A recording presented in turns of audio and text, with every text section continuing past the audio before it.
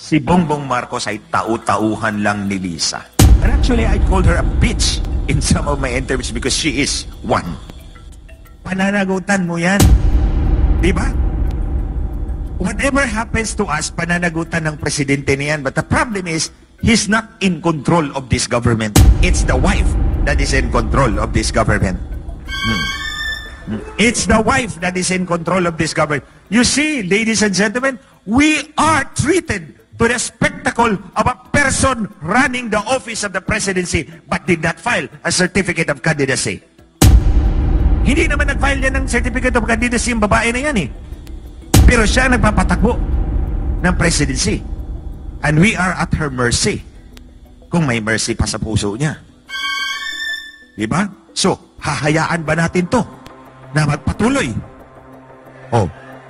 Ako'y nagpapasalamat sa inyong lahat today for coming here. It entails a lot of sacrifice. Your time, your effort. But today, we create a visible and vibrant opposition to their rule. Ito yung araw na to. And let's rally around doon sa call, the clarion call of Mayor Baste. Marcos resign.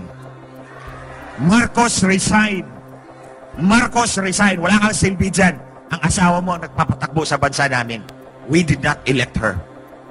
And you see, kahit yung mandato mo, questionable eh. Nag-usap kayo ng may-ari ng Smartmatic. You see, naubos na lahat ng takot ko sa kanila. That's why I'm here. Don't dare take down my account. Kakalad ka rin talaga kitang bruha ka sa impyerno. And they did not take down my account. Oh, sinabi ko sa kanya, I posted that. Heed or you will regret. Sabi ko, pag tinigdown mo yung account ko, kakalad ka rin talaga kitang bruha ka. And actually, I called her a bitch in some of my interviews because she is one. Kaya sabi ko, Lisa, I will be unforgiving, I will be very frank. Hindi ko gagawin to kung hindi ka traidor. Your pamilya mo, traidor talaga. Hindi lang ako ang traidor mo. Imagine, you cut my head and put it on a silver platter kasi sumayaw si Smartmatics in front of you para kang si Herodes. Ito kay Inday Sara is also a classic example. Ginamit nila nung eleksyon para manalo sila. Tapos ngayon, ito ang ginagawa nila kay Inday Sara. Would you want that to happen to you? Oh. Itong PI, pwede ring putang ina. Oh. Ito pwede rin putang ina. And let's be frank about it. Putang ina naman talaga yan sila. Oh. You see, ito'y pagtataksil sa inyo. Remember, sabi ni Dean Arellano, the Constitution is a social contract between the people and the government. It's actually, sabi ko sa inyo, we surrender most of our rights to the government. In exchange, we get a constitution that circumscribes the power and authority of that government para hindi tayo aabusuhin.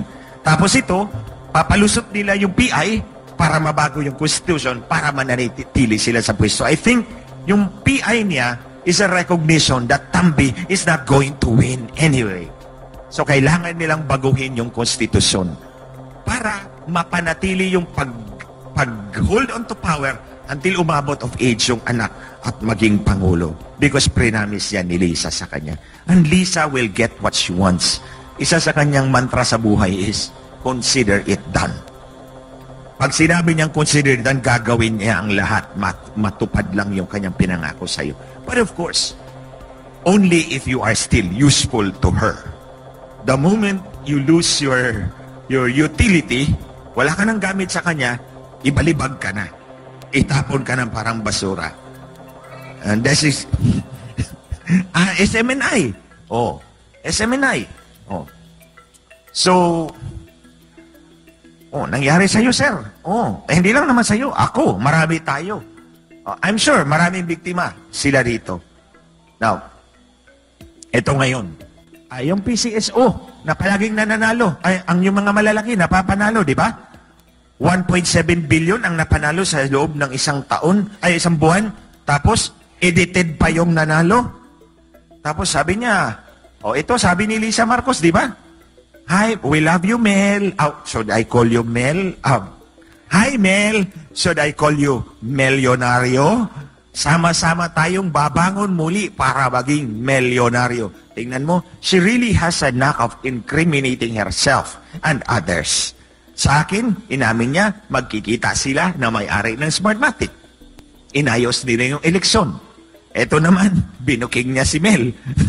Magic pala yung nananalo doon sa PCO. Subuta kung nandun si Director Sandra Cam, hindi makakalusot si Melyonario. Oh. Di ba? So are we going to allow them to do that to us? Patuloy ba na, hayaan na lang ba natin sila na manatili sila sa pwesto ng ganyan? Mahal ng bilihin, di po ba? Si Cams, sabi niya, ano po ba talaga nangyayari sa Pilipinas? Alam mo sir, actually, give credit where credit is due. Yung statement po na yan ay galing sa isang kongresista noong panahon ng bago mag-martial law, di ba? What is happening to our country, what is happening to our country, General? Kasi nagkakagulo na nun. Ang issue ay, ang gulo ba ay tunay na nagkakagulo ang bansa o minamanufacture ng administrasyon noon, ng unang Marcos administration, ang mga gulong ito nang ma-justify ang martial law. Sabi ni Christian, pwede po bang baguhin ng COA ang audit rules ng MOOE? Well, it needed their approval or concurrence. So, maaari nilang bawiin yung pag-concur nila doon and say, tell the speaker, Mr. Speaker, given the public clamor for more transparency and in light of the constitutional guarantee of that, here are the new rules on ganito.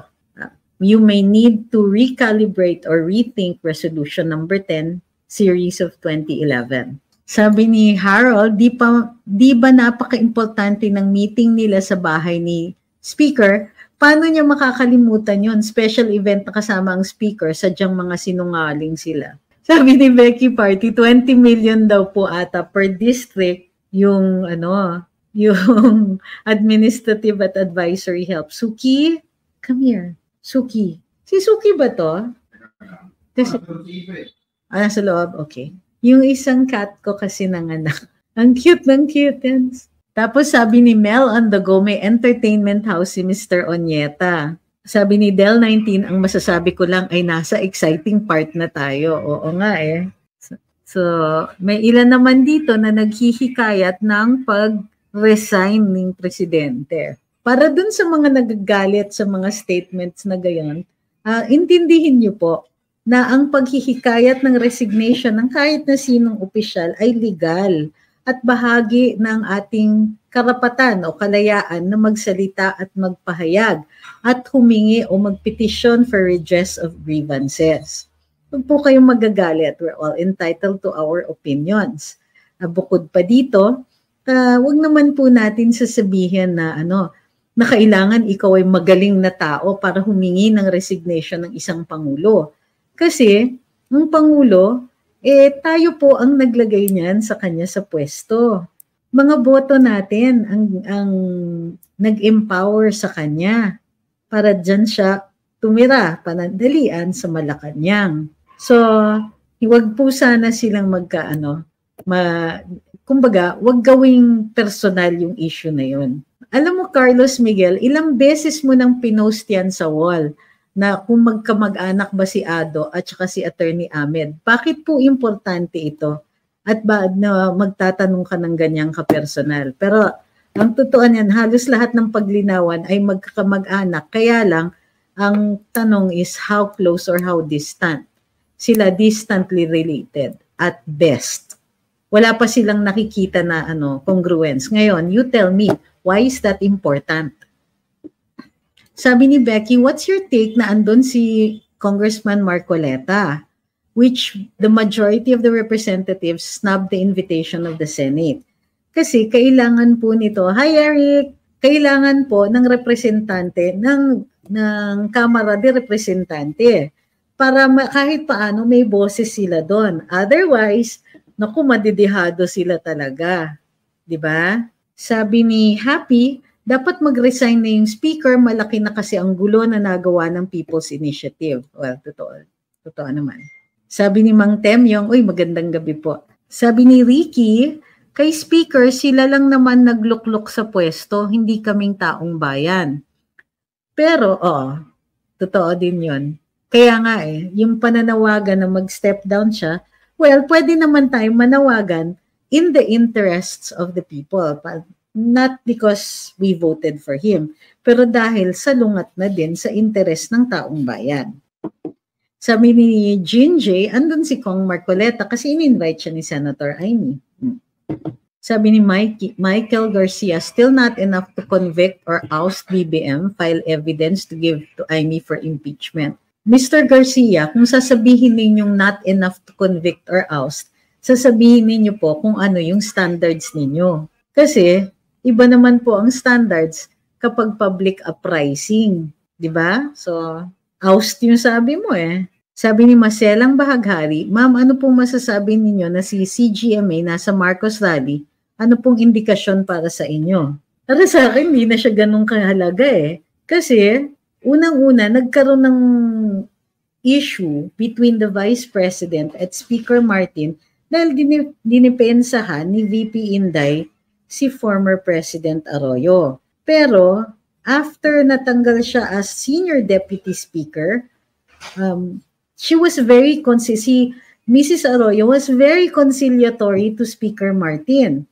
Nung natanggal siya, even as Deputy Speaker, walang bukang bibig siya kundi to appease the Speaker na wala siyang kasalanan but that she bows to Mr. Speaker and so on and so on. Also, nakarinig siya, di ba? May nagparinig. I think it was the Speaker who was saying na baka mag-initiate ng investigation into her role in Malampaya funds. So, you do the math. Para sa akin, if she's quiet, she's quiet. She's not a player anymore in this whole scenario. Sabi ni Jeller Jice, does this mean that FPRD has officially become the opposition? I don't think there is such a thing as an official opposition at all, no? But no, he is not the official opposition. He opposes charter change. He opposes some of the measures or the activities of the current administration. And that's it. May issue siya. Sabi ni Christine, PRD is fiscalizing as what he said he would, and we should do when we see some PRD is fiscalizing as he said he would, and also what we should do when we see something wrong with the admin.